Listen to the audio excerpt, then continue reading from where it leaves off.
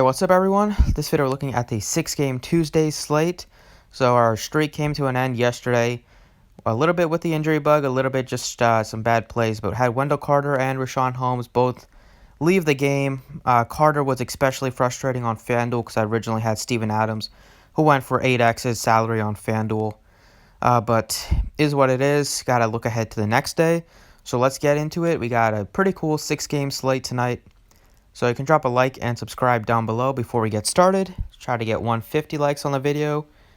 And yeah, so starting off here at point guard, LeBron James, 11-2. There's not a ton of high-end guys to pay up for on this slate. You have LeBron at 11-2.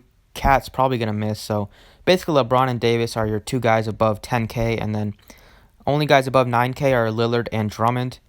So not a ton of superstars on the slate, I think. And there is going to be some value, so LeBron is going to be, easy to pay up for. So I don't mind getting to him here against the Knicks team. And then Lillard would be really interesting if McCollum's out again at 9,200. He's going to dominate the usage, going to take a ton of shot attempts here, and just going to have the ball in his hands the entire game if McCollum's out again. Kyle Lowry, I have a little bit more interest in him on FanDuel. I think 87 is a decent price tag, but you're going to need about over 50 for him to make value here. Even though Van Fleet's out, so that there's going to be more minutes and more opportunities. Well, you can't really get more minutes than 40 minutes a game, but there's going to be more ball handling responsibilities. But I just think that he's priced appropriately. I don't think you're getting a huge discount on him. The guy that I do think you're getting a discount are a lot of these Thunder players. Chris Paul, 69. Shai Gilgeous, 68. They're on my radar. I like Derrick Rose as well at his price point. They did price Terrence Davis up, so he's not like a lock play at 4,900 with Van Fleet out. We don't even know if he's going to start or not. They could start Rondae Hollis-Jefferson.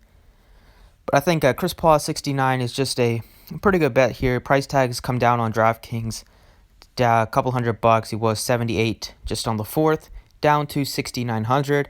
It is a back-to-back, but it is a good matchup for him against Brooklyn. It's not a going from Philly to Brooklyn. It's not a huge travel, so it's not a big travel. So I think Chris Paul at this price point can still get the job done. He's been pretty consistent as of late. He's been flashed his ceiling. He's going to play about 30. He's been playing 32, 34 minutes here. Like I said, it's a pretty good matchup against Brooklyn, especially for point guards. So no problem getting a Chris Paul here. Shooting guard, Devin Booker, 88. They finally priced him up on both sides, and he's been crushing it. He has at least 30 points in 6 straight games, taking over his role, taking 20-plus shots most of the games. It's a good matchup. I think he's fine, but you're not getting he's not like standing out as a bargain. I think he's fine just the way he's been playing. There are a couple of other cheaper options that I like. Andrew Wiggins, 6,900. If Towns misses again, which I expect, he's going to be another great point per dollar play. At this price point against one of the best matchups you can ask for against Memphis, they play fast, bad at defense as well. Mentioned Shai Gilgeous. I think Derrick Rose is fine at 6,400.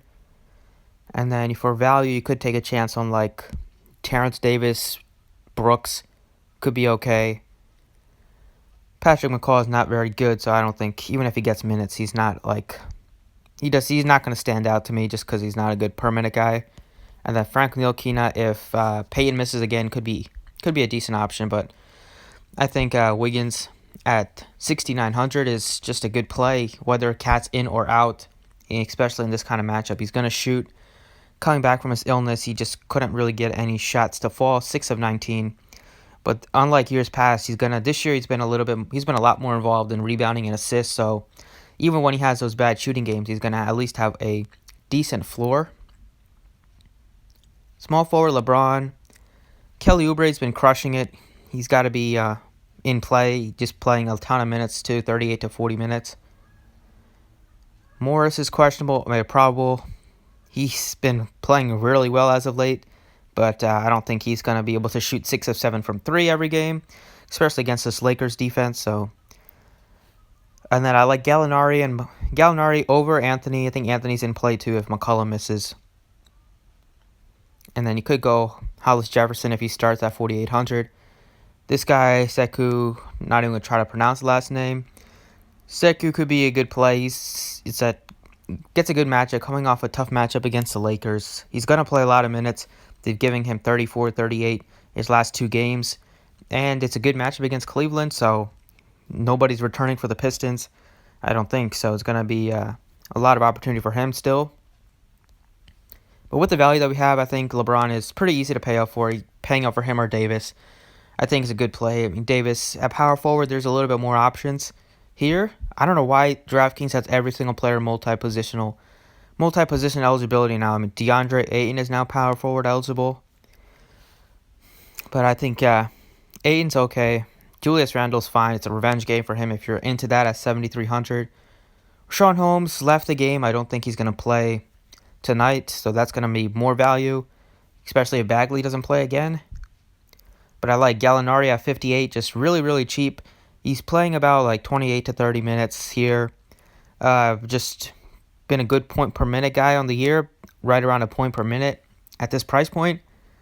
Pretty easy for him to make value here. He can have one of those big games where he does go nuts from 3. He hasn't really shot the ball particularly well, 33%, under 30%, 33% his last 3 games. So we know he can catch fire. And if he does, he can easily put up 40 plus at a good price point, and it's a good matchup against Brooklyn. They play undersized at the 4. Then at center here, I think Davis is fine at 10-7. Drummond as well, but you just don't know how motivated Drummond is. I mean, there's rumors that he's going to get traded. He shot 2 of 13, a center shooting 2 of 13, especially a guy like him that stays right around the basket. But Drummond could be a good play, but I just don't think he's very motivated. This team is just awful right now with all the injuries. Hassan Whiteside, I don't know if I want to play him against Gasol's out, so he could be a good play. I mean, if Gasol was in, we saw what Gasol has done to like some of the better centers this year with Embiid. So I think Whiteside could be a play with Gasol not still out. And then here we have Valanciunas, 72. Just doesn't play a lot of minutes, but every once in a while he's going to go off. I think kind of wish he was under 7K. I think 72 is, you're kind of asking for a lot for him in those 25 to 27 minutes. But the guy that you're not asking a lot for is Steven Adams. So as I thought, he was going to see more than 30 minutes with Noel out against Philly. Played 35 minutes. And I don't think Noel's going to be back for this one. So at 6,600, Adams stands out as another guy that can easily return value. Should be able to get a double-double against this front court. And be able to get some putbacks. And yeah, just been a very steady contributor when he's on the court. And if he's going to get up to 34, 35 minutes, pretty easy to play him here. I like the Thunder. Their prices are very favorable on DraftKings, so they're one of my favorite teams to get players from today. And then at forward with Holmes, don't think he's going to play. With Bagley, probably not going to play. And with Dedmon getting about to exit Sacramento, I think Giles is going to get the start tonight. 3,100 if he's going to play mid-20s in minutes. Just a good value. At this price point, basically min priced, $100 above the min on DraftKings. So, decent matchup here against Phoenix. DeAndre Ayton, they're gonna need a guy out there, so it's probably gonna be Giles just to match up to Ayton. Ayton's not a great defender, so I think Giles can easily return value at 3,100. Doesn't take much out of him, double, and you're already looking at like 25 fantasy points. So that's the early look at DraftKings, and then Fanduel is pretty much similar here, except Damian Lillard is really appealing at 8,900 on Fanduel, especially if McCollum does miss. I like him. I like Lowry, and then here I'm looking at Chris Paul at 68 at a good price point. So that's kind of where I'm looking. I think Chris Paul is a good play on both sides, and then you can pay up for one of those 2 point guards if you want. A shooting guard here, it's kind of like Wiggins again. Fanduel, under 7K on both sides. You also have to look at Shai Gilgeous at 65, Buddy Hield 64. And then a value play would definitely be Terrence Davis here. He's priced up on DraftKings, but 36 on Fanduel is a good point per dollar play for sure. And then small forward LeBron James. I would have interest in LeBron. Kelly Oubre, Morris, Gallinari, Carmelo, Harrison Barnes. That's pretty much it for me. And then maybe you could take a chance on Trevor Ariza at 3,800. But really, LeBron is really easy to pay out for on both sites, just with the value that we have and with the lack of other superstars on the slate. At power forward, Davis as well. He's 11.6 on FanDuel. It's a little bit pricey, but and there are a little bit more options here, so I don't think he's a must play on FanDuel. I think LeBron, probably prefer LeBron just based on positions. Because at power forward, you have Sekou at 46, and then you also have Harry Giles at 3,500. Sarge is also 3,500, just no longer in the rotation, which is a shame. But yeah, I mean, find Harry Giles here. He's going to be a really good point per dollar play. And then at center, it's going to be probably between Jonas Valanciunas, 67, Adams, 65, and Gorky Dang at 6K. For me, I think Adams, just against Brooklyn, the front court, and with Nerlens Noel probably going to miss, just going to play quite a bit of minutes. And if he plays 35 again, I have no doubt he can make value at a 6,500 price point. So those are the picks I'm liking for Tuesday. Thanks for watching. I appreciate it. Drop a like if you enjoyed, and good luck today.